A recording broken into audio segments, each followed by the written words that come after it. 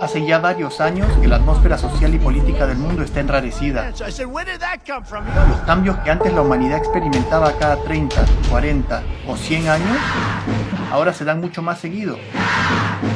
Cambios profundos que vuelcan de cabeza una y otra vez a esta desgastada sociedad.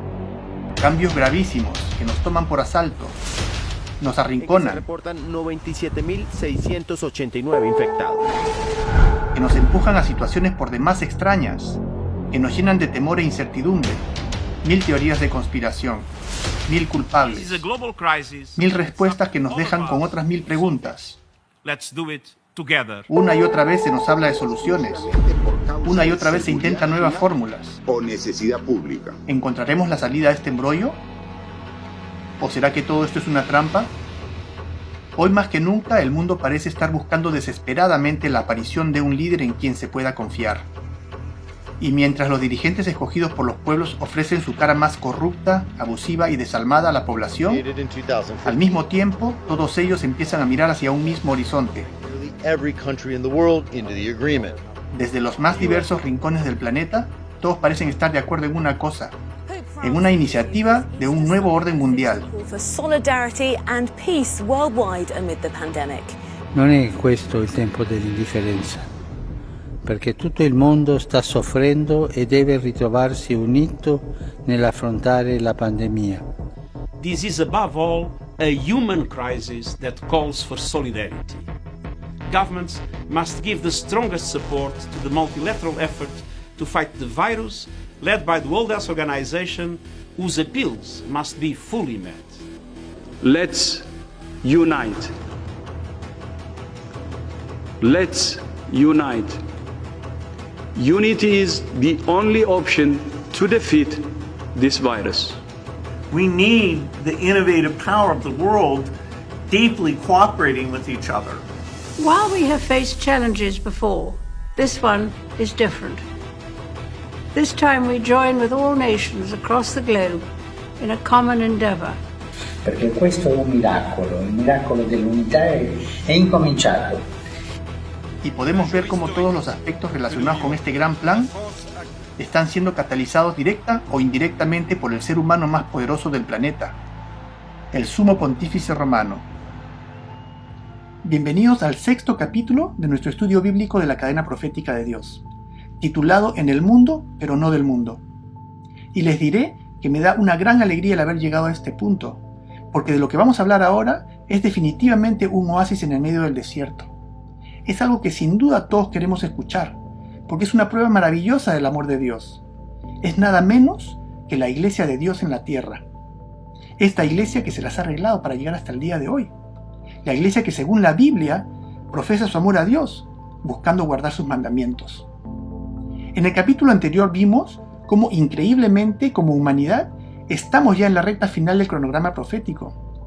Cómo según la Biblia estamos ya atravesando o empezando a atravesar los últimos eventos descritos en el libro de Apocalipsis previos a la segunda venida de Jesucristo.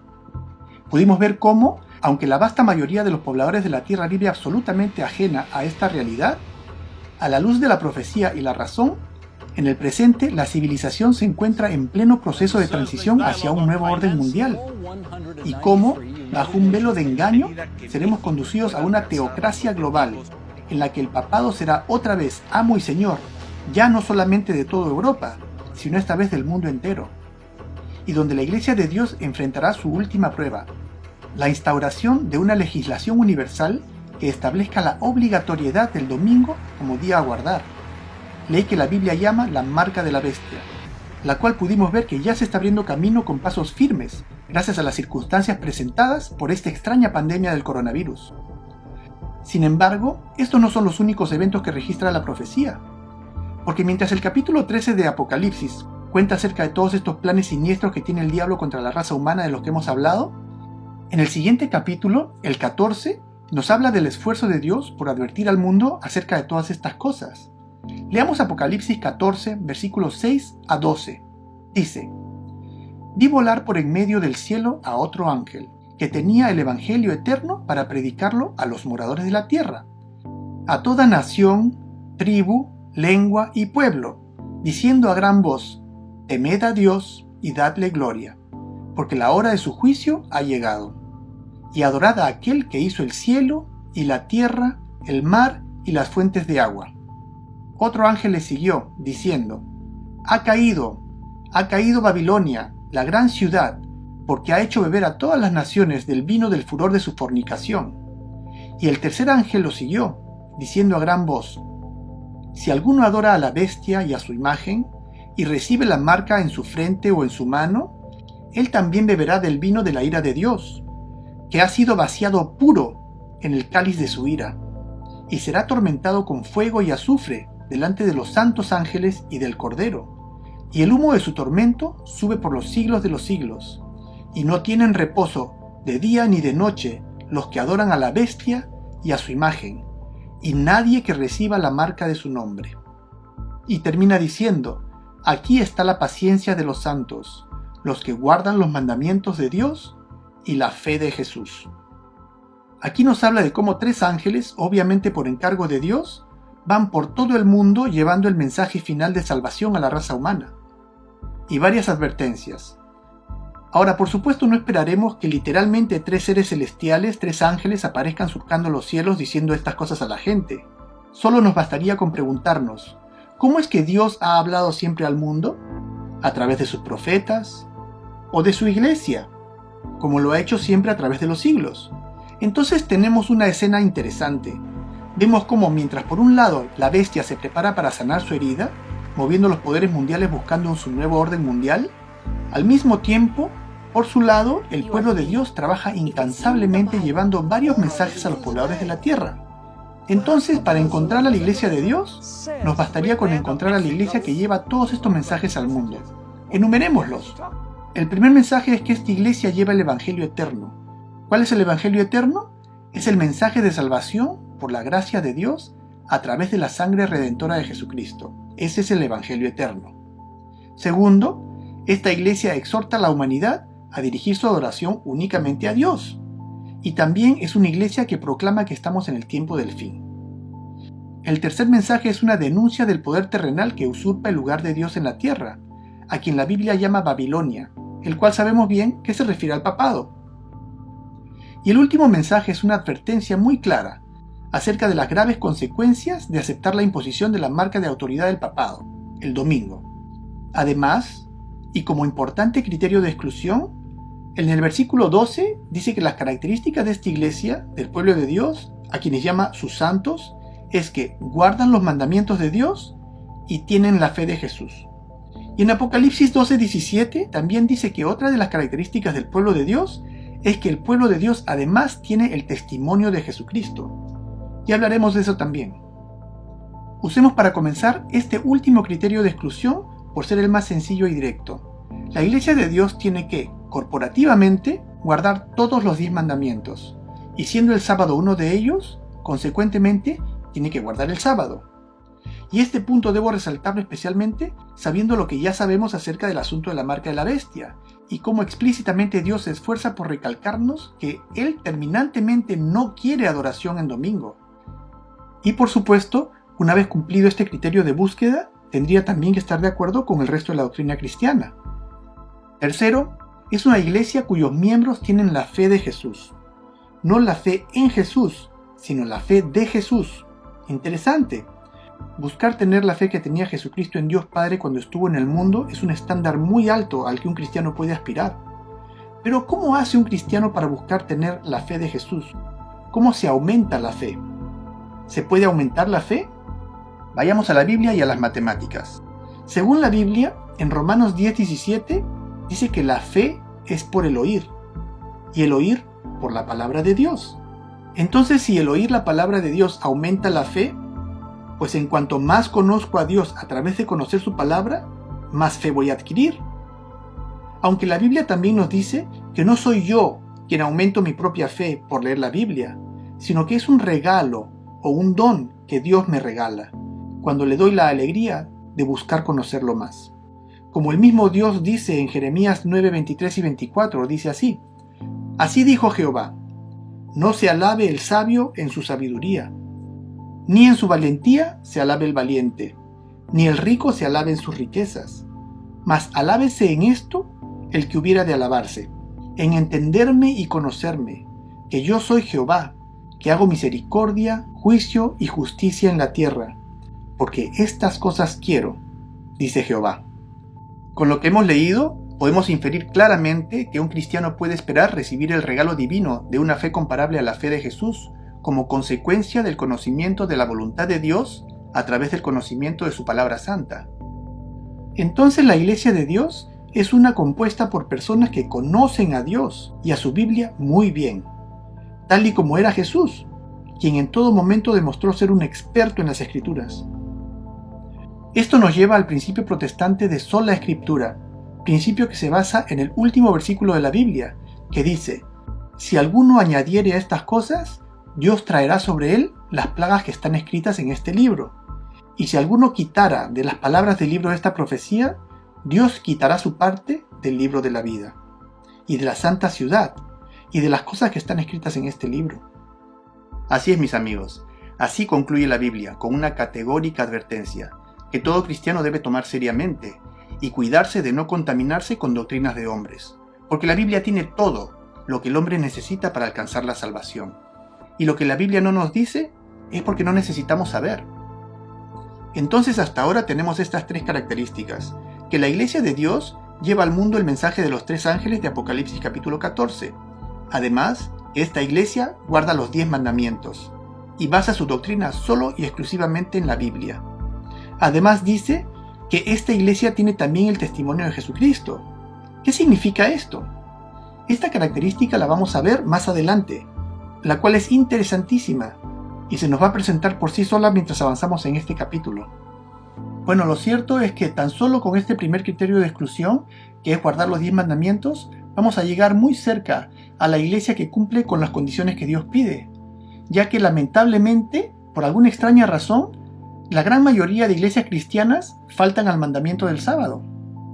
Y digo extraña razón porque aún las iglesias protestantes, las cuales levantaron su bandera de sola escritura, o Biblia y Biblia solamente, aún desde su fundación nunca guardaron el 4º mandamiento, sino el domingo católico.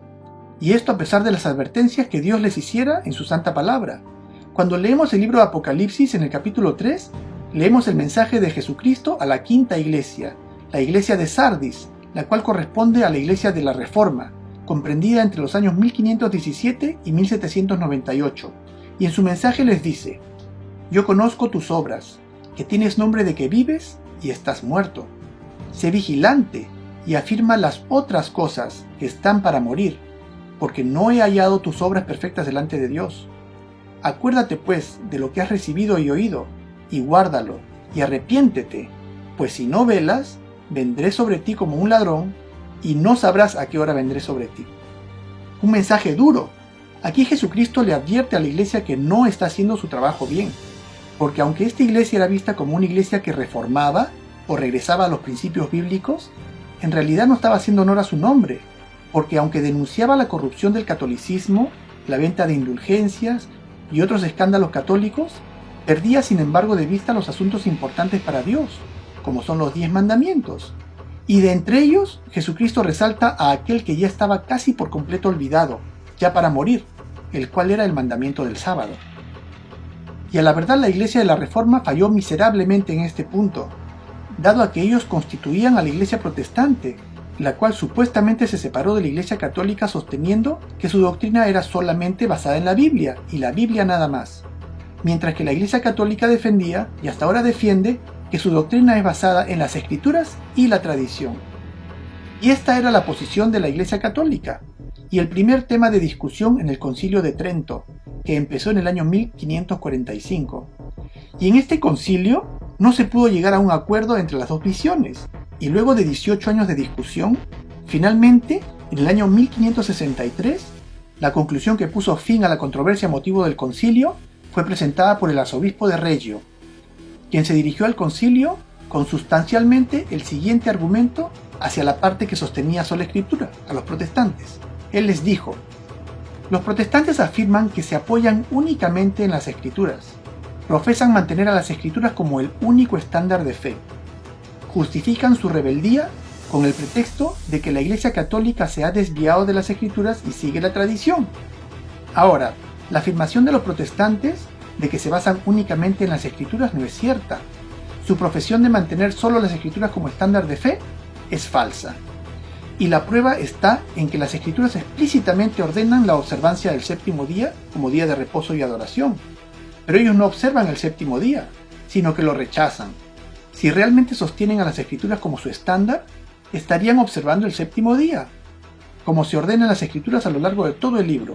Sin embargo, no solo rechazan la observancia del sábado ordenado en las Escrituras, sino que han adoptado y practican la observancia del domingo, para lo cual tienen solo la tradición de la Iglesia Católica. En consecuencia, su declaración de sola Escritura como el estándar falla, y la doctrina de las Escrituras y la tradición como esenciales está completamente establecida, siendo los protestantes los mismos jueces. ¿Qué les parece? Una verdadera vergüenza han de haber sentido los líderes protestantes que acudieron a este concilio, ¿no les parece? Y fallaron por no haber prestado la debida atención a sus Biblias. Y a la verdad, aunque este concilio fue para la Iglesia protestante una humillación muy grande, al mismo tiempo fue una oportunidad de oro que ellos pudieron haber aprovechado para capitalizar sobre este asunto y tomar este fracaso como lo que realmente fue, un jalón de orejas de parte de Dios, una exhortación a que, como dice el versículo, salvaran aquella otra cosa, el sábado, que estaba para morir, y arrepentirse, es decir, cambiar de dirección. Al fin y al cabo, este concilio se dio a escasos 40 años del nacimiento de la Reforma. Sin embargo, no lo hicieron, sino que, a pesar de haber sido reprendidos en este punto por el Concilio de Trento, no obstante, continuaron con su práctica de guardar el domingo. Como les dije antes, extrañamente. Y esta necedad les costó muy caro, porque fue por esta precisa razón por la que la Iglesia protestante perdió la unción de Dios, como está escrito más adelante en el capítulo 9 del libro de Apocalipsis, según veremos. Y fue así como el papado logró establecer ante el mundo que la Iglesia protestante no era más que un movimiento de rebeldía sin fundamento. De allí, para comprobar su tesis, la Iglesia católica tendría que lograr que la Iglesia protestante demostrara al mundo los frutos de su rebeldía. ¿Cómo? ¿Qué es lo que hace un grupo de rebeldes? Se rebelan. Se rebelaron de la Iglesia católica y luego seguirían su patrón de rebeldía, ¿no? ¿Cómo? Dividiéndose entre sí, una y otra vez. ¿Y cómo lograría el papado esto en la Iglesia protestante? En el libro de Apocalipsis se presentan estos últimos 2000 años transcurridos divididos en 7 períodos, los cuales están representados por las 7 iglesias de Apocalipsis 2 y 3, también por los 7 sellos de Apocalipsis 7 y 8 y las 7 trompetas de Apocalipsis 8 y 9, siendo que el período de la quinta iglesia es el mismo período que el del quinto sello y también es el mismo que el de la quinta trompeta, el cual corresponden al período comprendido entre el año 1517, cuando nació la Reforma, hasta el año 1798 con el derrocamiento del papado, del cual ya hemos hablado bastante. Y lo mismo ocurre con los otros 6 periodos de tiempo. Veamos qué más podemos aprender que le ocurrió a la quinta iglesia, a la iglesia protestante que hizo oídos sordos a las instrucciones de Dios. Leamos esta increíble profecía que habla acerca del quinto toque de trompeta. Apocalipsis capítulo 9, leemos: El quinto ángel tocó la trompeta, y vi una estrella que cayó del cielo a la tierra, y se le dio la llave del pozo del abismo. Y abrió el pozo del abismo, y subió humo del pozo como humo de un gran horno, y se oscureció el sol y el aire por el humo del pozo. Y del humo salieron langostas sobre la tierra, y se les dio poder como tienen poder los escorpiones en la tierra, y se les mandó que no dañasen a la hierba de la tierra, ni a cosa verde alguna, ni a ningún árbol, sino solamente a los hombres que no tuviesen el sello de Dios en sus frentes. Interesante. Dice que tan pronto como surgió la Reforma, surgió también una oscuridad sobre la tierra, y trajo consigo a estas extrañas langostas. Y estas langostas tenían como misión única y exclusivamente la de dañar a ¿quiénes? A los hombres que no tuviesen el sello de Dios en sus frentes. Y sabemos bien por lo que aprendimos en el capítulo anterior de este estudio, que el sello de Dios es el sábado. ¿Recuerdan? Entonces estas langostas tenían como única misión la de dañar a la iglesia protestante que rechazó el sábado. Interesante. ¿Y qué más dice la profecía? Continúa diciendo: y a estas langostas les fue dado que no los matasen, sino que los atormentasen por 5 meses. Y su tormento era como el tormento de escorpión cuando hiere al hombre, Y en aquellos días los hombres buscarán la muerte, pero no la hallarán, y ansiarán morir, pero la muerte huirá de ellos. Entonces el daño a la iglesia protestante consistió no en acabar con ella, sino en herirla. Y dice que herirla como los escorpiones hieren. ¿Cómo es eso? En Ezequiel capítulo 2 versículo 6 leemos: Y tú, hijo de hombre, no les temas, ni tengas miedo de sus palabras, aunque te hallas entre zarzas y espinos, y moras con escorpiones. No tengas miedo de sus palabras, ni temas delante de ellos, porque son casa rebelde. Entonces el ataque causado por estas langostas a la iglesia protestante fue el de promover la rebeldía en la iglesia, y consecuentemente la división. ¿Lo lograron? Lamentablemente la respuesta es un rotundo sí, porque aún más daño que matar a alguien es acabar con su reputación. ¿Y qué reputación puede tener una iglesia que a lo largo de los años, en vez de crecer y fortalecerse, lo único que ha hecho fue dividirse y debilitarse, cada vez en más y más pequeñas denominaciones, hasta llegar al presente, donde la iglesia protestante ha llegado al punto de contar con alrededor de 47.000 diferentes denominaciones protestantes, todas ellas discordantes la una de la otra, una verdadera vergüenza y un fracaso. Aunque la profecía también dice que Dios no permitió que este protestantismo rebelde muriera, aunque según dice, y es de entenderse, sus dirigentes hayan querido acabar con ellas. Y la razón para que esta iglesia protestante apóstata viva hasta hoy es porque aún tiene un rol profético que desempeñar en estos días, como ya veremos. ¿Pero qué representarán estas langostas? ¡Qué curiosidad! ¿Qué o a quién representan? En los versículos 7 al 9 nos dan unas pistas muy reveladoras que nos dicen un poco acerca de estas langostas. Leamos. Dice que el aspecto de estas langostas era semejante a caballos preparados para la guerra, y en las cabezas tenían como coronas de oro. Sus caras eran como caras humanas, tenían cabello como cabello de mujer. Sus dientes eran como de leones, tenían corazas como corazas de hierro, y el ruido de sus alas era como el estruendo de muchos carros. Veamos, dice que el aspecto de las langostas era semejante a caballos preparados para la guerra. O sea que este es un ejército de langostas, un ejército con disciplina militar y preparado para la guerra. Muy bien. También dice que estas langostas en las cabezas tenían como coronas de oro.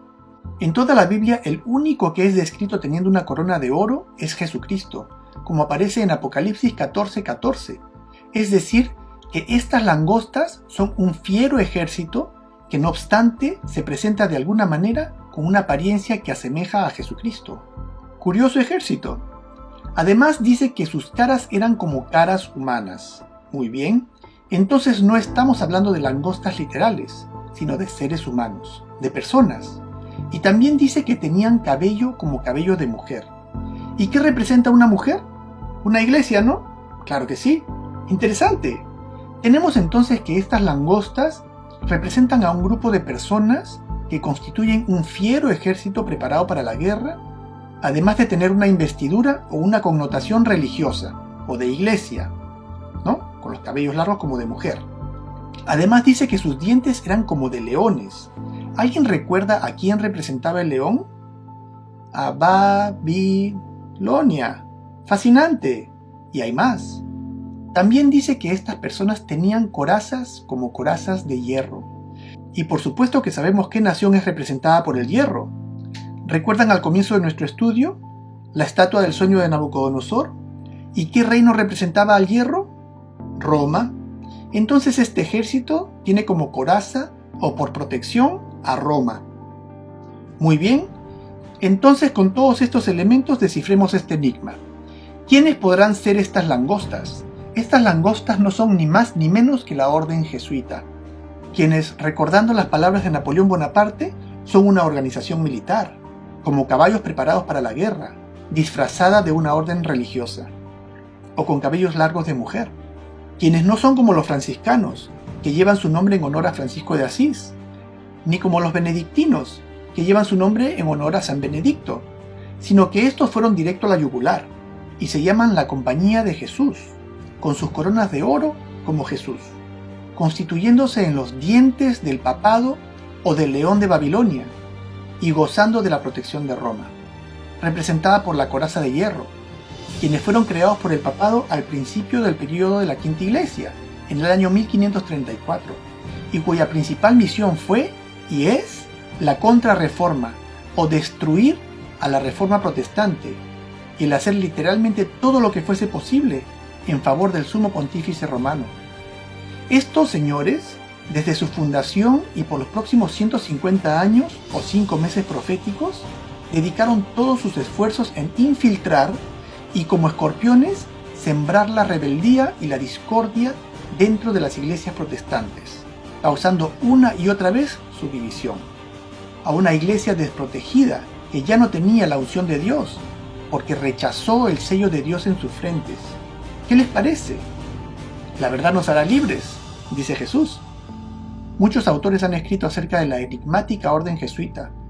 Libro tras libro tras libro, nos hablan de hombres desprovistos de todo anhelo personal, capaces de las más extremas atrocidades en favor del papado. Entre otras muchas cosas, de dedicar su vida entera a la tarea de infiltrar y destruir iglesias, escalando hasta posiciones de liderazgo, desde donde causar la fragmentación de la iglesia protestante, inculcando la rebeldía y discordia, una y otra vez. En el capítulo 17 de Apocalipsis se describe a la Iglesia Católica como la madre de las rameras. ¿Por qué? Porque no solamente ella practica la infidelidad espiritual, representado por adorar en domingo como vimos en el capítulo anterior, sino que toda iglesia que, sin importar la doctrina que defienda, haga lo mismo que ella, se convierte en su hija, y es también una iglesia infiel, o una ramera, tal madre tal hija. Bajo este criterio, el cual es criterio bíblico, solo nos bastaría con buscar a aquella iglesia o iglesias que tengan el sello de Dios, o que guarden el sábado, y por supuesto, luego ver cuál cumple con las otras características mencionadas.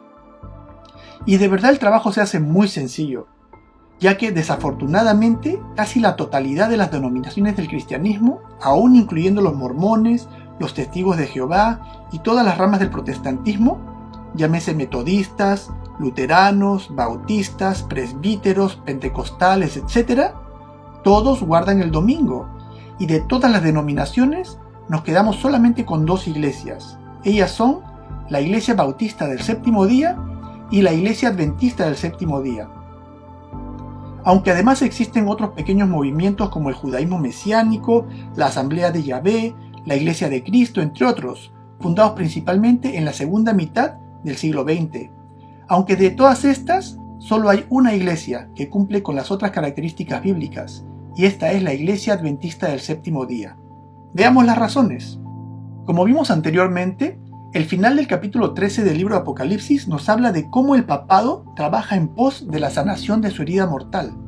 Y el capítulo 14 nos dice cómo, mientras esto ocurre, la Iglesia de Dios se levanta y proclama un mensaje específico al mundo. Este mensaje debe incluir, como vimos, primero, el Evangelio eterno o el Evangelio de salvación por la gracia de Dios a través de la sangre redentora de Jesucristo. Segundo, esta iglesia debe exhortar a la humanidad a dirigir su adoración únicamente a Dios y a guardar sus 10 mandamientos, no 9, sus 10 mandamientos. Y también es una iglesia que proclama que estamos en el tiempo del fin. El tercer mensaje es un mensaje que denuncia al papado como el poder terrenal que usurpa el lugar de Dios en la tierra. Y el último mensaje es una advertencia muy clara acerca de las gravísimas consecuencias eternas que sufrirán todos aquellos que acepten la futura imposición de la marca de autoridad del papado, del domingo. Y este es precisamente el mensaje llevado al mundo por la Iglesia Adventista del Séptimo Día, y su misión central, lo que la Iglesia bien llama el mensaje de los 3 ángeles, lo cual ninguna otra iglesia en el mundo hace. Además, la Iglesia de Dios tiene que cumplir con la característica de ser un movimiento de dimensión global, dado que en el versículo 6 dice que este mensaje será llevado a toda nación, tribu, lengua y pueblo. Por ende, debe de ser una iglesia mundial. Entonces tenemos que la Iglesia Adventista del Séptimo Día es la única en todo el mundo que cumple impecablemente con todos los requisitos bíblicos, guarda los mandamientos de Dios, incluyendo al sábado, y busca tener la fe de Jesús a través del conocimiento de las Escrituras, y además predica el mensaje de los 3 ángeles de Apocalipsis 14, y es una iglesia mundial. Pero hay un requisito más, y es el requisito cronológico, porque según este criterio, la iglesia adventista del séptimo día tendría que haber aparecido inmediatamente después de la iglesia de Sardis, tomando la posta después del año 1798, y constituirse en la sexta iglesia del Apocalipsis, la iglesia de Filadelfia. Aunque no fue así, sino que la iglesia adventista del séptimo día fue fundada en el año 1863.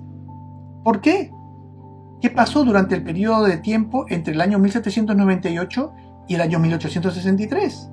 Ocurrió un fenómeno maravilloso que está registrado en la Biblia y que bien podríamos considerarlo como parte del proceso del nacimiento de esta iglesia.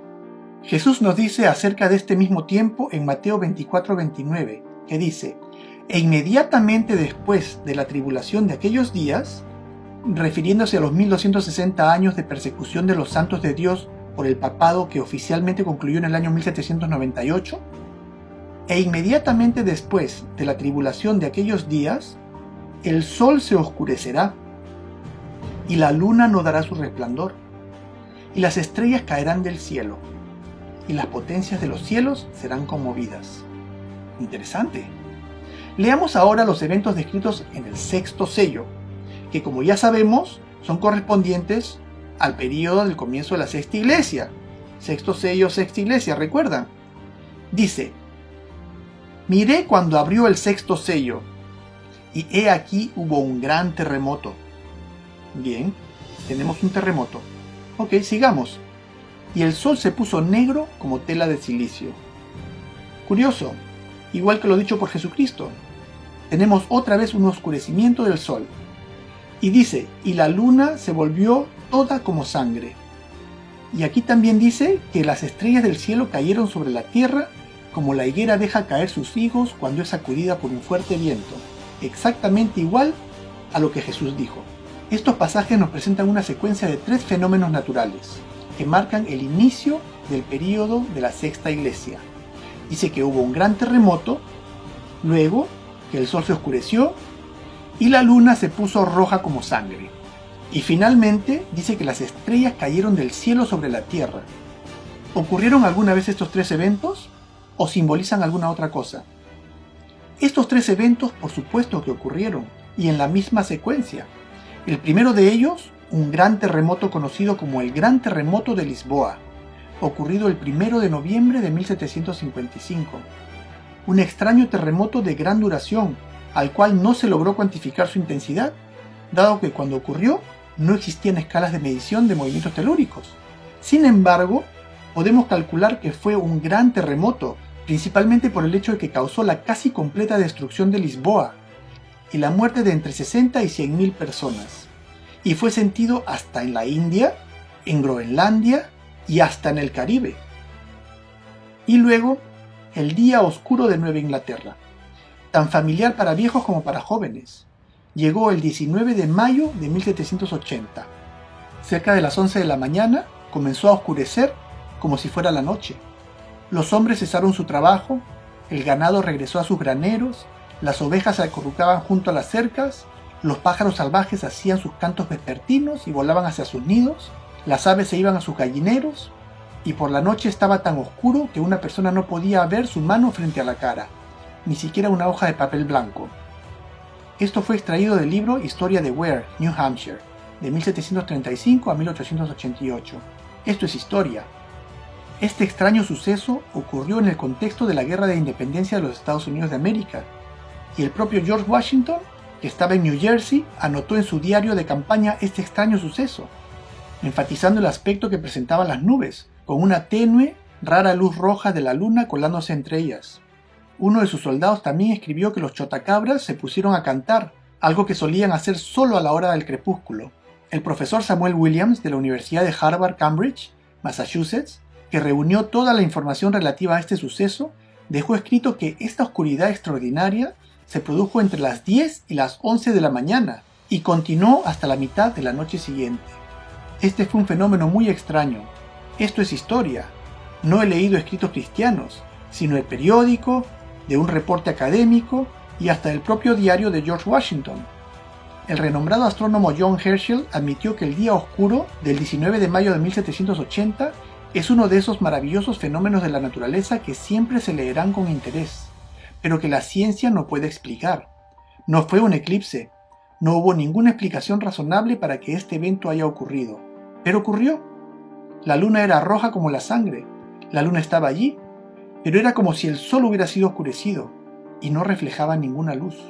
Y finalmente, las estrellas del cielo cayeron a tierra. Noviembre 13 de 1833. En la misma secuencia, primero el gran terremoto, luego el sol se oscureció, la luna se puso roja como sangre, y finalmente este extraño evento de una masiva lluvia de aproximadamente 200.000 meteoros por hora, ocurrida el 13 de noviembre de 1833. Un evento nunca antes registrado hasta el día de hoy. Miles y miles de meteoros que se veían como proveniendo de un punto central y esparciéndose por todo el cielo. En esta época no existía la fotografía, aunque tenemos estos grabados, donde aún podemos apreciar cómo se describe a las personas cayendo postradas atónitas frente a un espectáculo verdaderamente apocalíptico. Entonces habían señales celestiales maravillosas siendo presenciadas por estudiosos de profecía bíblica en la naciente nación cristiana de los Estados Unidos de América. Y para ese tiempo, un hombre con el nombre de William Miller empezó a predicar un interesante mensaje. Él había estudiado una profecía contenida en el capítulo 8 del libro de Daniel, el cual decía, entre otras cosas, que 2300 años después del año 457 a.C., el santuario de Dios sería limpiado. Y su interpretación a esta profecía fue que en el año 1844 sería la segunda venida de Jesús, aunque claramente también está escrito en la Biblia que nadie sabe el día ni la hora en que Jesús vendrá. Sin embargo, su predicción sonaba bastante sólida, bíblicamente y proféticamente. Y así fue como, para 1840, William Miller fundó un movimiento adventista, y junto con un gran número de cristianos provenientes de todas las ramas del cristianismo y de las iglesias protestantes, empezaron a abrigar la esperanza de la segunda venida de Jesucristo para el año 1844. Y por supuesto que Cristo nunca vino, y hubo una gran decepción. Y este movimiento se disipó, aunque no por completo, porque de él quedó un núcleo que no se dio por vencido, y continuó estudiando la Biblia, y dio origen a la Iglesia Adventista del Séptimo Día. Este pequeño grupo de perseverantes cristianos fue la manera mediante la cual el santuario fue limpiado. ¿Qué les parece? ¿Y qué dice la Biblia acerca de esto? ¿Está registrado este asunto en la Biblia? Pues claro que sí. Todo esto, la equivocada interpretación de Miller, la gran decepción de 1844, todo lo encontramos en el libro de Daniel. Leamos esta maravilla.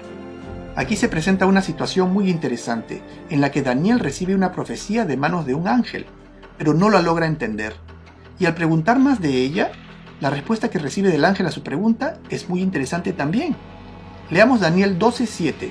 Dice: Y oí al varón vestido de lino que estaba sobre las aguas del río, el cual alzó su diestra y su siniestra al cielo, y juró por el que vive por los siglos de los siglos, que será por tiempo y tiempos y la mitad de tiempo.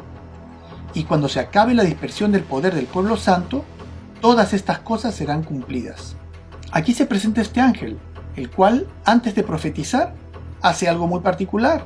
Levanta sus dos manos al cielo y jura por Dios. Recordemos esto. Y luego profetiza acerca del final de los 1260 años, el cual es el año 1798. Y Daniel dice al respecto de esta profecía: Y yo oí, mas no entendí. Y dije: Señor mío, ¿cuál será el final de estas cosas? Y él respondió: Anda, Daniel, pues estas palabras están cerradas y selladas hasta el tiempo del fin. Interesante, el ángel le dice a Daniel que esta profecía estaba sellada, que esta profecía de la cual se valió William Miller para calcular la segunda venida de Jesús no sería entendida. ¿No sería entendida nunca? No dice eso, sino que no sería entendida inicialmente, hasta el tiempo del fin. Eso significa que en el tiempo del fin sí sería entendida, porque si no hubiera dicho esta profecía está cerrada y sellada para siempre. No, dijo esta profecía está cerrada y sellada hasta el tiempo del fin. O sea que en el tiempo del fin estaría abierta. Ahora dejamos el libro de Daniel y nos vamos al libro de Apocalipsis capítulo 10, que dice: vi descender del cielo a otro ángel fuerte, que tenía en su mano un librito abierto.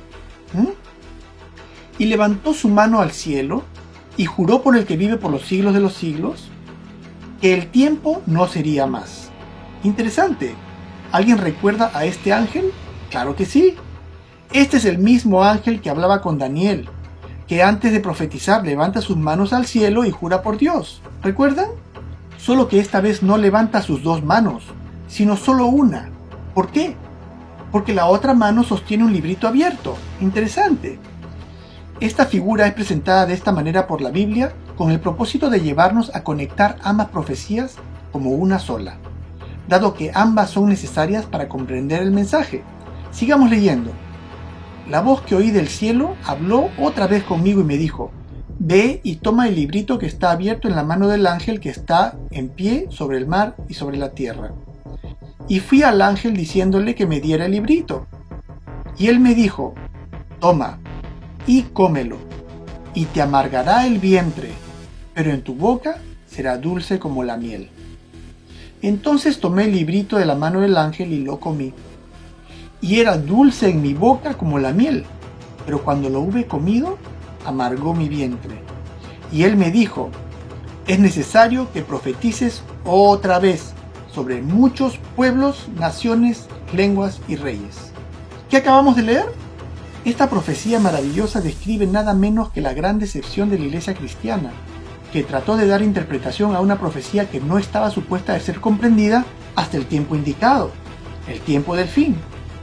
Vemos cómo este mismo ángel, que una vez advirtió a Daniel que esa profecía estaba cerrada y sellada, ahora le dice al apóstol Juan que pasados los 1260 años, en la época de 1798, regresaría con el libro abierto, simbolizando la profecía abierta, ya no cerrada, y le advierte acerca de la decepción, que aunque en un principio esta profecía sería dulce, cuando no era comprendida, para todos aquellos que se reunieron de todas las denominaciones esperando el retorno de Jesucristo, al no cumplirse, pasaría a ser amarga. Y una vez que la iglesia pasara por esta experiencia, el ángel termina dándole una instrucción. Le dice: no pierdas la esperanza, ahora la profecía ya no estará cerrada, estúdiala y transmítela a todo el mundo. Una encomienda maravillosa que recibió aquel pequeño grupo de personas que perseveraron en el estudio de las Escrituras después de la gran decepción de 1844, o luego de que el santuario fuera limpiado de toda falsa doctrina. ¿Quiénes eran estas personas? Fueron aquellos que en 1863 fundaron la Iglesia Adventista del Séptimo Día. ¿Qué les parece? Una historia maravillosa. Leamos el mensaje de Jesús a esta Iglesia Adventista del Séptimo Día, la cual corresponde a la sexta iglesia de Apocalipsis, la iglesia de Filadelfia.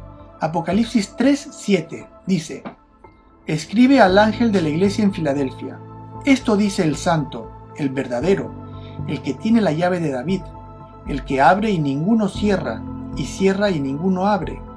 Yo conozco tus obras. He aquí he puesto delante de ti una puerta abierta, la cual nadie puede cerrar, porque aunque tienes poca fuerza, has guardado mi palabra, y no has negado mi nombre.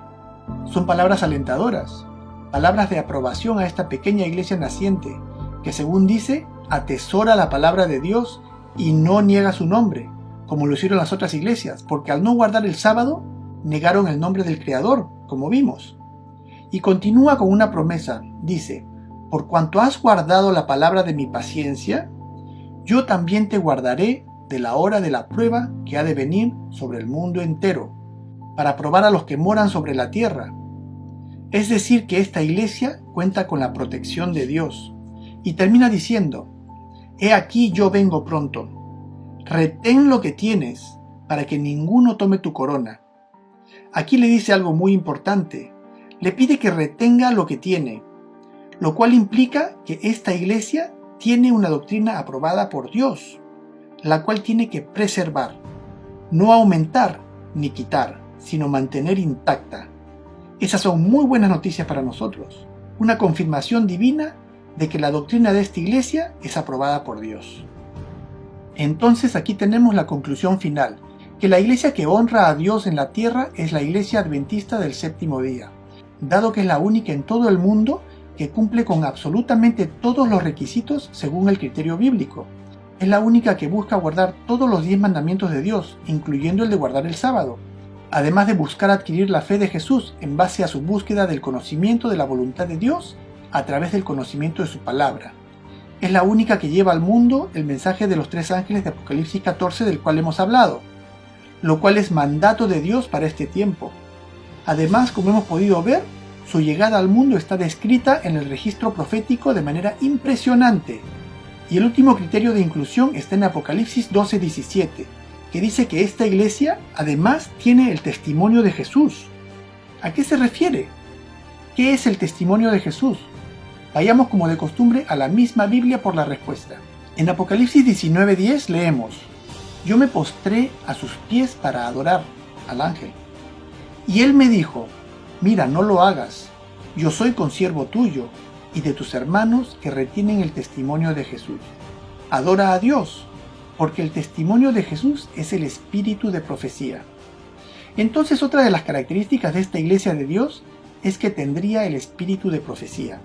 En otras palabras, que tendría en su mano el libro abierto, aquel libro que estuvo sellado y cerrado, y que será capaz de descifrar los misterios proféticos de los últimos tiempos.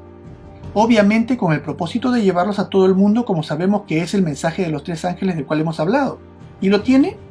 Bueno, les diré que este estudio que ustedes han tenido la oportunidad de ver está basado en la visión adventista de la interpretación de profecía, la cual está basada únicamente en la Biblia, y a través de la cual podemos corroborar el cumplimiento de los eventos proféticos. Y por supuesto, esta iglesia es la única que lleva este mensaje a todo el mundo, la encargada de abrir los ojos a todo aquel que quiera saber. Y esta ha de ser otra de las características que ha de cumplir esta iglesia de Dios. Ha de ser una iglesia que llega a convertirse en una iglesia con presencia en todo el mundo, ya que, como dice el versículo, el mensaje de los 3 ángeles debe llegar a toda nación, a toda tribu, toda lengua y todo pueblo. Mateo 24:14 también dice esto. Jesús dice: Y será predicado este evangelio del reino en todo el mundo, para testimonio a todas las naciones, y entonces vendrá el fin. Entonces esta iglesia debe ser un movimiento mundial. Les tengo una noticia: solo hay 2 denominaciones dentro del cristianismo que son movimientos con presencia en todo el mundo. ¿Alguien quiere adivinar cuáles son?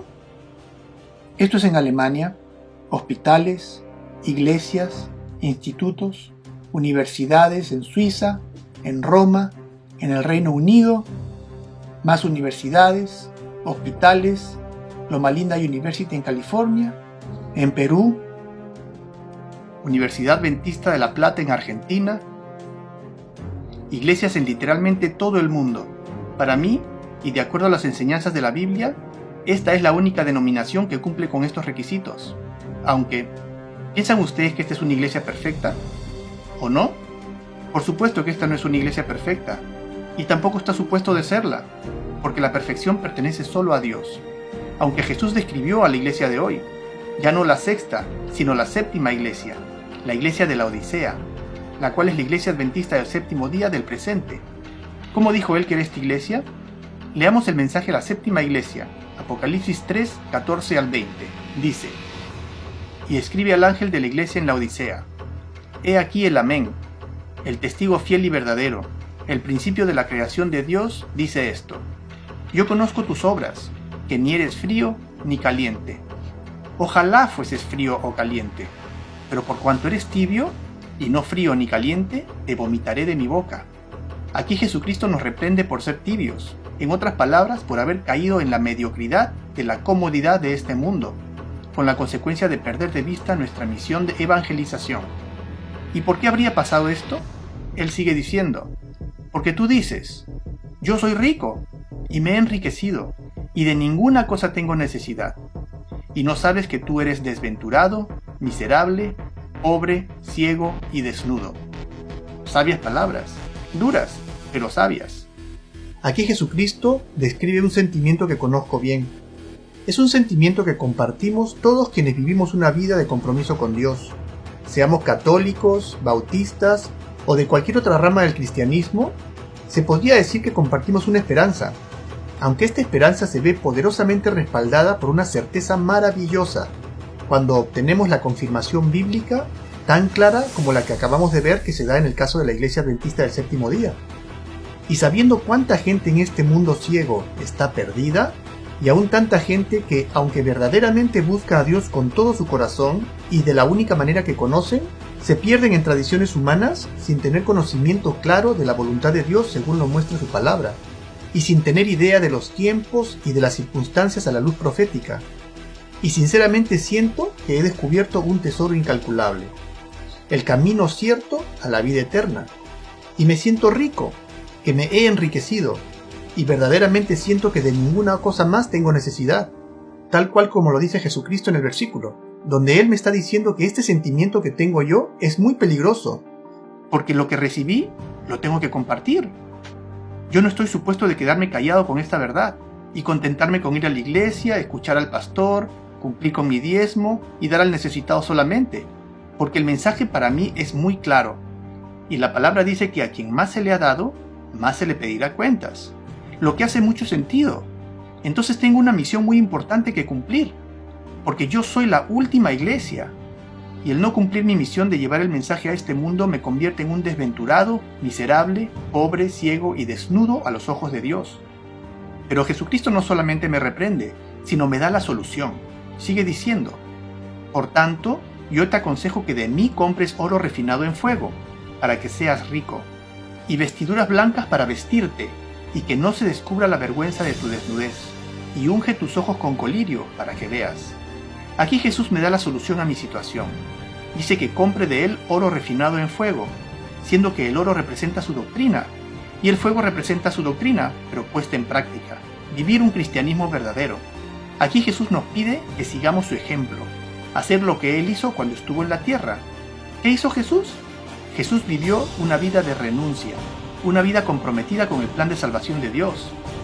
Trabajó incansablemente evangelizando, llevando las buenas nuevas, buscando salvar a las ovejas perdidas. Y es exactamente lo que su iglesia debe hacer, y lo que Él espera que hagamos. Además nos dice que compre de Él vestiduras blancas, lo cual significa una vida de santidad, y que unja mis ojos con colirio para que vea bien las cosas, y no caiga en la ceguera espiritual de la que estoy hablando. Y luego de reprendernos nos dice: yo reprendo y castigo a todos los que amo. Sé pues celoso y arrepiéntete. He aquí yo estoy a la puerta. Esto me recuerda a mi juventud una vez que yo jugué al fútbol con mis amigos. Yo en realidad nunca he sido un gran jugador de fútbol. Y mis amigos sí, mis amigos no diría que eran grandes jugadores de fútbol, pero lo tomaban mucho más en serio y eran mucho más apasionados acerca del fútbol. Y jugaban todas las semanas y todo eso.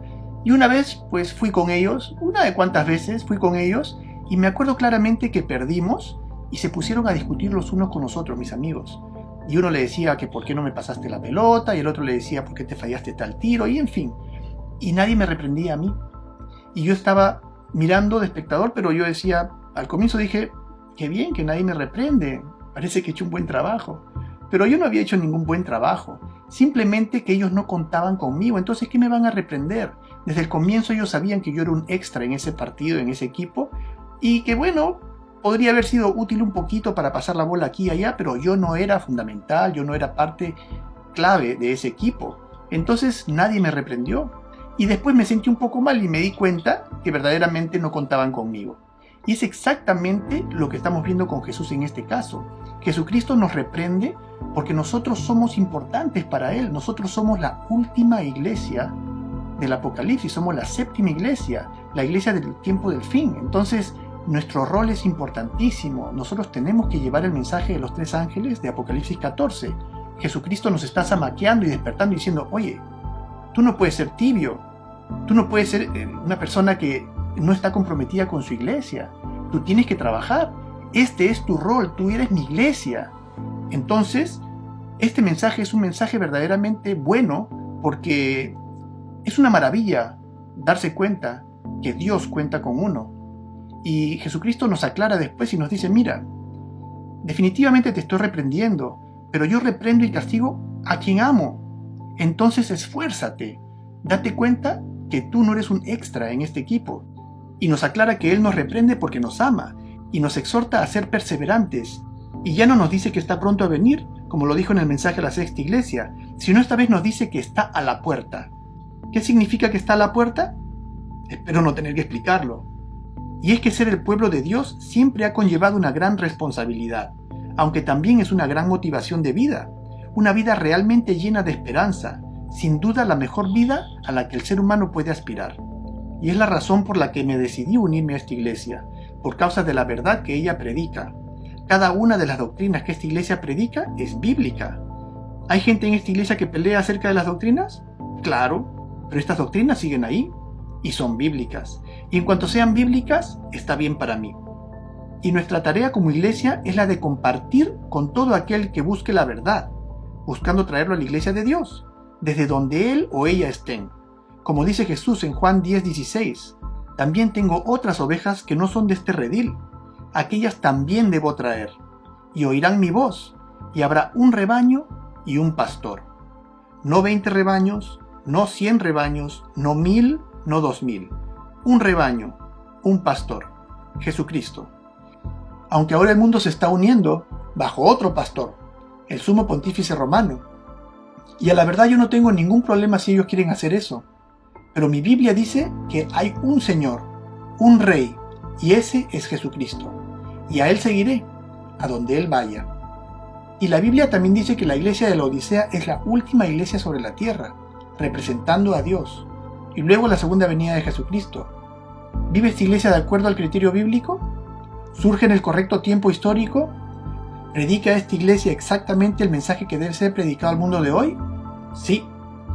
Pero recuerden una cosa, el dragón se llenó de ira contra la mujer y se fue a hacer guerra contra el resto de la descendencia de ella, los que guardan los mandamientos de Dios y tienen el testimonio de Jesucristo. Entonces, si tú quieres paz y tranquilidad, nunca se te ocurra venir aquí, porque la ira del dragón está en contra de esta iglesia. Porque en el mundo tendremos aflicción, dice Jesús, tendremos rechazo, perderemos amistades, dejaremos de ser populares. Pero también nos dice, confiad, porque yo he vencido al mundo. Entonces no esperemos a la iglesia perfecta, porque tal vez ni siquiera calificaríamos para ser parte de ella. Esperemos la verdad. Y donde está la verdad, encontrarás gente que ama la verdad. Y los vas a encontrar. Pero donde está la verdad, allí hay lucha, hay dificultades, porque el diablo odia la verdad. Entonces, si tú quieres confiar y poner tu vida en manos de Jesucristo, trata de buscar la verdad. Les adelanto que es una experiencia maravillosa. Mas como en los días de Noé, así será la venida del Hijo del Hombre.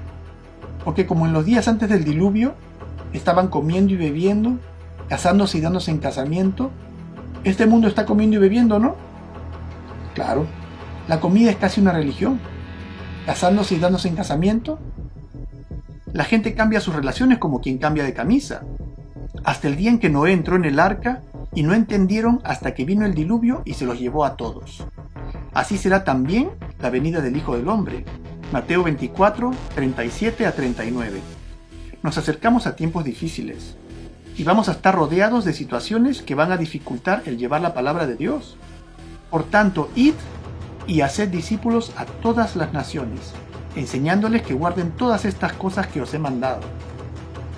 Dos movimientos con presencia en el mundo entero hoy, listos para la batalla final. ¿Piensan que es el Islam? No, el Islam no es mundial todavía. ¿Qué dos movimientos son mundiales? Les voy a dar uno. La Iglesia Católica Romana es un movimiento mundial, con presencia en todas las naciones del orbe, y hasta el pueblo más pequeño y más remoto, por supuesto. Y hay otro pequeño movimiento que tiene este atributo. Es la Iglesia Adventista del Séptimo Día. Es el único. Es el único. Los luteranos son grandes, pero solo existen en 65 países. Y he aquí que yo estoy con vosotros todos los días hasta el fin del mundo. Mateo 28, 19 y 20. Solo dos movimientos religiosos que son verdaderamente mundiales. Los adventistas son el único cuerpo de cristianos con la Biblia como su maestro, que no pueden encontrar ninguna razón en sus páginas para el cambio del día de reposo del séptimo al primero. De ahí su apelación, Adventistas del Séptimo Día. Catholic Mirror, septiembre 9, 1893. Roma sabe por qué somos llamados Adventistas del Séptimo Día. ¿no lo debería saber el resto del mundo? La Iglesia Católica cambió la observancia del sábado al domingo por derecho de la autoridad divina e infalible que le dio su fundador, Jesucristo. Los protestantes afirman que la Biblia es su única guía de fe. No tienen ninguna razón para observar el domingo. En este asunto, los adventistas del séptimo día son los únicos protestantes consistentes. The Catholic Universe Bulletin, 14 de agosto de 1942, página 4. La Iglesia Católica dice, solo hay un protestante consistente en el mundo. ¿Y a quién apuntan el dedo? A la Iglesia Adventista del séptimo día. Ahora pensemos esto. ¿Quién permanece en falta? Roma permanece en falta, por haber cambiado la ley de Dios. Y los demás protestantes permanecen en falta, porque ellos siguen a Roma. Entonces, ¿esos dos grupos van a estar enojados con quién? Esos dos grandísimos y poderosos grupos de personas van a estar enojados con la Iglesia Adventista del séptimo día. ¿Por qué? Número 1. Porque el mismo nombre de la Iglesia Adventista del séptimo día los reprende. Su mismo nombre es irritante. Séptimo día. Nosotros guardamos la ley, seriamente tratamos, tropezamos y caemos, pero por la gracia de Dios nos levantamos. Pero decimos, esta es la verdad, y trataremos de vivirla con la ayuda de Dios. Número 2. Adventistas. Porque mantenemos la bendita esperanza. No estamos interesados en un reino terrenal, aunque cada vez es más evidente que el resto del mundo religioso sí lo está. Y no es ninguna sorpresa que en la cumbre interreligiosa de 1999, donde todas las religiones se unen, ellos condenan a los cristianos fundamentalistas, cuyas abusivas prédicas y esfuerzos en convertir a otros incita el odio y la violencia. Aunque el esfuerzo que hace la Iglesia Adventista no es el de convertir a nadie, es simplemente de exponer la verdad al mundo, y lo que el mundo haga con ella ya está en sus manos. Todos los presentes estuvieron de acuerdo en dos puntos clave. Primero, el Papa Juan Pablo II fue ratificado por consenso como el principal guía y supervisor espiritual del planeta. Y segundo, los fundamentalistas religiosos que se niegan a seguir el movimiento ecuménico deben ser silenciados. Deben ser denunciados como extremistas peligrosos y llenos de odio. El Papa Juan Pablo II estaba verdaderamente motivado en condenar a los que etiquetó como fundamentalistas religiosos. ¿Alguien sabe lo que es un fundamentalista religioso? Como su nombre lo dice, un fundamentalista es una persona fiel a los fundamentos de su fe. Es decir, como está definido, es una persona que mantiene una actitud contraria a cualquier cambio o desviación en las doctrinas y las prácticas que considera esenciales e inamovibles en su doctrina religiosa. Esta definición es correcta y describe a un seguidor de Cristo que defiende su doctrina y está en contra de cualquier cambio o desviación, porque comprende que Dios no cambia, y si la Biblia es la infalible palabra de Dios, tampoco debería ser cambiada. ¿Me equivoco? Entonces un cristiano no debería dejarse torcer el brazo por ningún intento de modificar las doctrinas en las que deposita su fe. Pero aunque esta definición no es para nada despectiva ni incorrecta, lo que sí llama la atención es cómo se colocan como situaciones similares al extremismo, el cual se define como una actitud extrema o exagerada, y al fanatismo, que se define como un apasionamiento exagerado, siendo ambas, el fanatismo así como el extremismo, unas desviaciones de la normalidad, y como ocurre con todo lo demás, cada vez más frecuentemente se relacionan al fundamentalismo. Curioso. Y por supuesto que todos sabemos que existe otro tipo de mentalidad, la cual sí es de condenar. Y es esta mentalidad fanática y extremista de los terroristas islámicos, quienes se constituyen en un enemigo de la sociedad civilizada, al atentar contra la vida y la paz en nombre de la religión. Y maliciosamente estos terroristas están siendo puestos en el mismo costal con todos aquellos cristianos que simplemente deciden ser fieles a sus doctrinas religiosas, aunque entre estos dos grupos de personas hay un abismo de diferencia. En este artículo publicado el 1 de diciembre del 2015, vemos cómo el Papa Francisco llama a los poderes del mundo a condenar toda visión fundamentalista y extremista de la religión, mezclando otra vez los dos conceptos. Escuchemos qué nos dice el Papa Francisco. Así que llegamos a veces por la religión a contradicciones muy serias, muy graves. El fundamentalismo hoy. Las tres religiones tenemos nuestros grupos fundamentalistas. Pequeños en relación a todo el resto.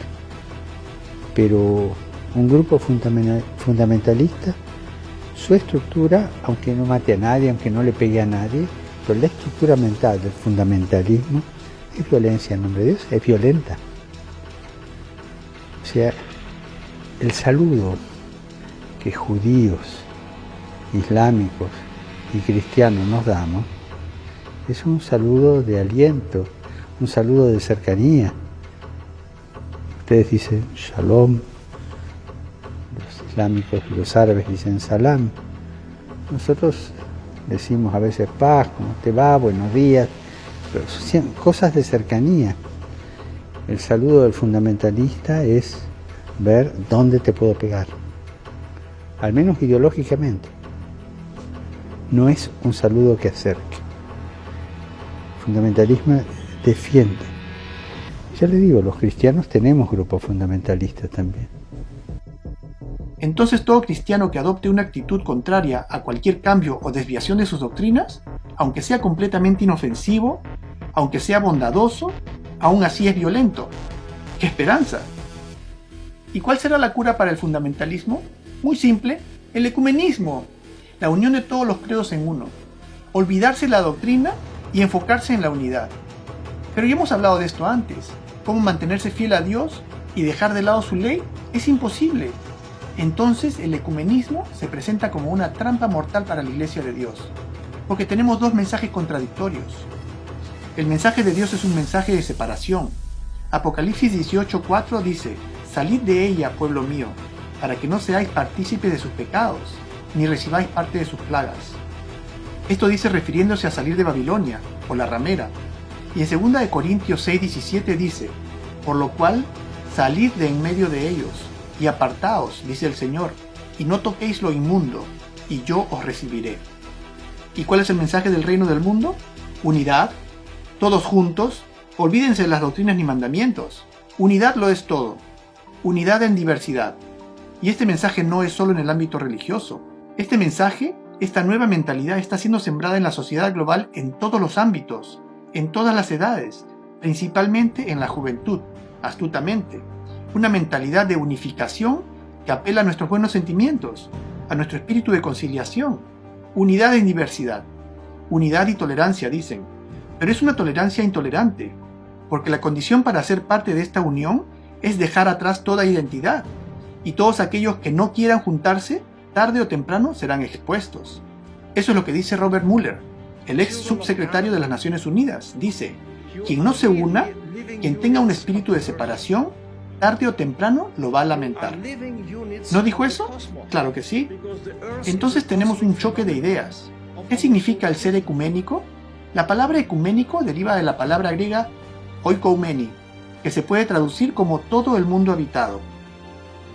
Es al ver este mundo como el de Dios que nos vemos como uno. Es al ver a todas las personas del mundo como hechas a la imagen de Dios que estamos llamados a proteger el bienestar de cada uno. Suena bien, ¿no? Palabras bonitas. Aunque esta palabra, oikoumeni, o la ecúmene, es un sinónimo de la palabra católico, dado que el significado de ambos conceptos es universal. Entonces el ecumenismo es en realidad la absorción de todos los credos por el catolicismo. Tal vez no sea de inmediato, me imagino, pero de seguro. Entonces aquí hay un problema. Oikoumene, todos juntos, y la Biblia dice, apártense.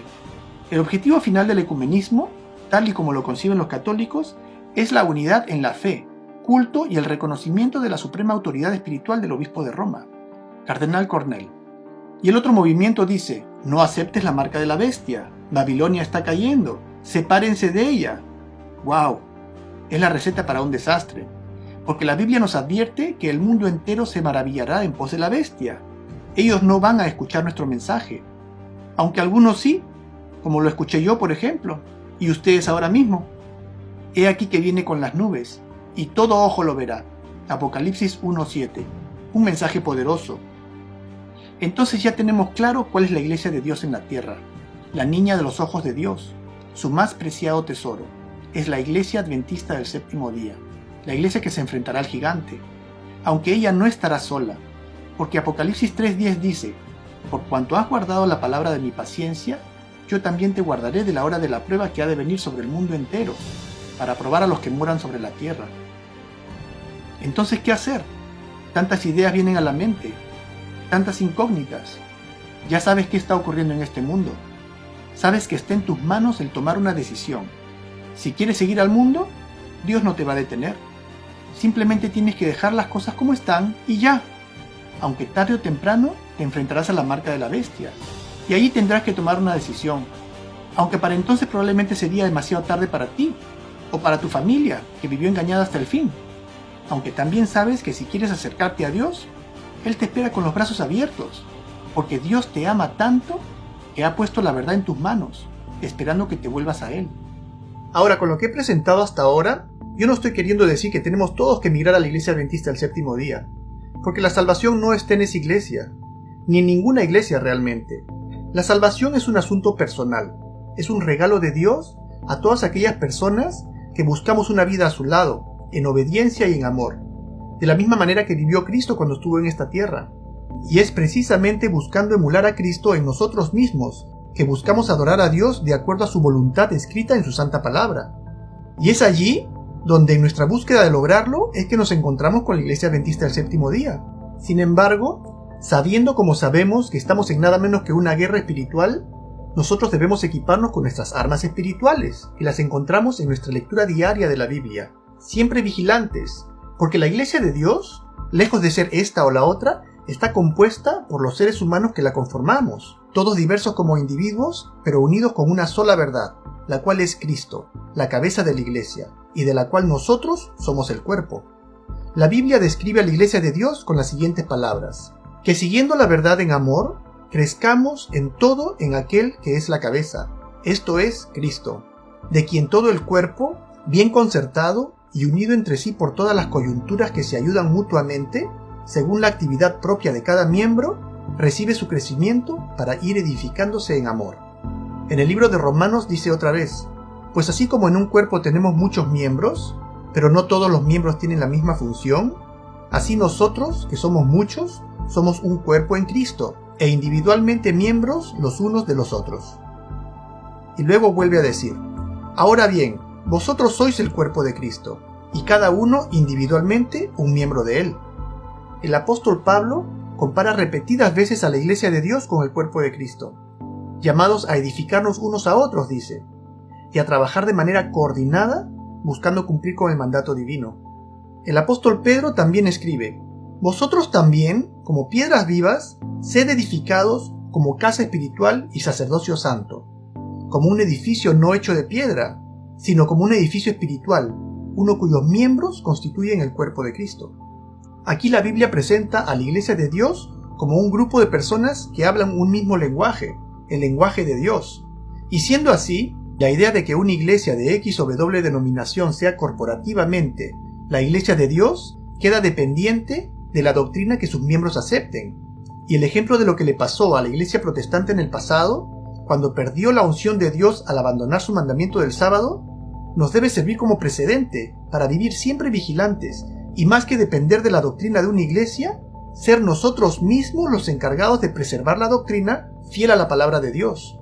Siendo que en cualquier momento, si mi iglesia, sea la que fuera, se apartara de la palabra de Dios, aunque fuese la Iglesia Adventista del Séptimo Día, por supuesto, en primera instancia, si hay algo que yo puedo hacer para enmendar ese error, debo poner todos mis esfuerzos buscando edificar a mis hermanos. Aunque si este error permaneciera, yo me vería obligado a dejar esa iglesia. Ahora, toda persona que toma la decisión de darle un giro a su manera de buscar a Dios, definitivamente se va a encontrar con conflicto. Conflicto con las actividades y con las personas que no van a ver muy bien este cambio. Sin embargo, por más duro que esto sea, esta es una situación a la que toda persona que busca a Dios tiene que estar dispuesto a experimentar. Con respecto a esto, Jesucristo nos dice: el que ama a padre o madre más que a mí, no es digno de mí. El que ama a hijo o hija más que a mí, no es digno de mí. El que no toma su cruz y sigue en pos de mí, no es digno de mí. El que haya su vida, la perderá. Y el que pierde su vida por causa de mí, la hallará. Aquí Jesús no nos está diciendo que abandonemos a nuestros seres queridos, o que tenemos que morir para demostrar a Dios nuestra fidelidad. Lo que nos está queriendo decir Jesús es que si nosotros tomamos la decisión de querer convertirnos en el pueblo de Dios, Él tiene que estar primero en nuestros corazones, por encima de padres, por encima de hijos y de cualquiera que se oponga a nuestra fe. Y a la verdad, la razón por la cual la Iglesia de Dios se compara con una virgen, la novia del Cordero, es porque empezar una vida cristiana es comparable a un matrimonio, ya que en la vida solo hay dos estados categóricos: o llevas una vida como soltero, o llevas una vida de padre de familia o madre de familia. Los solteros definitivamente pueden gozar de una vida más fácil, con reducidas obligaciones, sin muchos problemas, pero también es una vida que no forja un carácter, que no genera un crecimiento, mientras que la vida del padre o madre de familia es muchísimo más complicada. Es una vida de negación, una vida en la cual se aprende a dar, donde pensar en los hijos primero que en uno mismo es de todos los días. Se aprende a sacar fuerzas de flaqueza, a reinventarse. Es una vida que, aunque llena de complicaciones, al mismo tiempo llena de sustancia, y con una promesa de una buena vejez. De manera similar, la vida cristiana es como contraer un matrimonio con Dios, el cual se llama bautizo, donde uno comienza una nueva vida en Cristo, una vida de compromiso con Dios y con sus mandamientos. Y de hecho el compromiso de un cristiano es aún más abnegado que el de un hombre o mujer casados, aunque la promesa que recibe un cristiano es la más grande promesa a la que un ser humano puede aspirar, una promesa de vida eterna, y no una vida eterna como la que vivimos ahora, sino una vida eterna en un gozo el cual no podría ser descrito. Como dice el apóstol Pablo, cosas que ojo no vio, ni oído oyó, ni han subido en el corazón del hombre, son las que Dios ha preparado para los que le aman. Es una gran promesa, y una promesa que proviene de Dios, un Dios fiel y santo que cumple sus promesas. ¿Vale la pena el esfuerzo? Pues sin duda que sí. Y el regalo de salvación es para todos, porque así como nadie se casa sabiendo acerca del matrimonio, asimismo, Dios no espera que seamos expertos en la Biblia o perfectos para bautizarnos. Y así como un matrimonio exitoso es aquel que llega a perpetuarse a pesar de los 1000 problemas que ha tenido en el camino, la vida cristiana de éxito es seguir de la mano de Cristo a pesar de los 1000 obstáculos y caídas, valiéndose de sus armas espirituales, las cuales son las 3 columnas de la vida cristiana: la oración continua, mediante la cual hablamos con nuestro Dios y con Jesús, la lectura diaria de las Escrituras, a través de las cuales Dios nos responde y crecemos espiritualmente en el conocimiento de Dios, y perteneciendo a su pueblo, a su iglesia, la cual es el cuerpo de Cristo, donde nos ayudamos los unos a los otros en nuestra carrera de fe, y cumplimos con nuestra misión de llevar el mensaje de salvación al mundo. Y el espíritu y la esposa dicen ven, y el que oye diga ven, y el que tiene sed venga, y el que quiera tome del agua de vida gratuitamente. Apocalipsis 22:17. Es tu decisión, libertad de decisión. ¿Qué regalo tan grande? ¿Escoge al mundo o escoge a Jesucristo? ¿Escoge obediencia al mundo o escoge obediencia a Jesucristo? Jesucristo viene pronto y se va a llevar a los suyos consigo al cielo. Y Él nos dice: sigue mi camino, confía en Dios y guarda sus mandamientos, y tendrás derecho a entrar. No porque los mandamientos te salven, sino que el guardarlos le dice a Dios dónde está tu corazón y tu lealtad. Me ha dado mucho gusto el haber podido hablar con ustedes de este tema. Aunque este 6º capítulo constituye el final del estudio bíblico de la cadena profética de Dios. Sin embargo, como pueden imaginarse, tenemos mucho más de qué hablar. Porque vivimos en este mundo engañoso, en el cual al bien se le llama mal y al mal se le llama bien. Que yo pienso que es sabio hacernos la pregunta: ¿qué tanto a estas alturas podemos confiar en nuestros corazones? ¿Qué tanto a lo largo de estos últimos años o décadas este sistema de engaño ha podido permear en nuestras mentalidades? Y si, como es cierto, estamos en una guerra espiritual, yo pienso que es justo conocer al enemigo, es justo conocer sus armas, es necesario conocer sus tácticas. Por eso es que yo he decidido dedicar el 7º capítulo a tomar una radiografía a este sistema de engaño, y les prometo que va a ser muy útil para nuestra vida cristiana. Pasemos entonces al 7º capítulo de nuestro estudio bíblico. Muchas gracias. Si este video ha sido de ayuda para ti y quisieras que otras personas conozcan esta poderosa verdad, por favor asegúrate de hacer saber que te gusta, coméntalo y comparte este video. Este video es parte de un estudio bíblico de la cadena profética de Dios, y yo quisiera animarte que veas toda la serie de este estudio haciendo clic en el enlace de la derecha. Y asegúrate de suscribirte en este canal si todavía no lo has hecho. Veamos entonces el siguiente capítulo de nuestro estudio bíblico. Muchas gracias.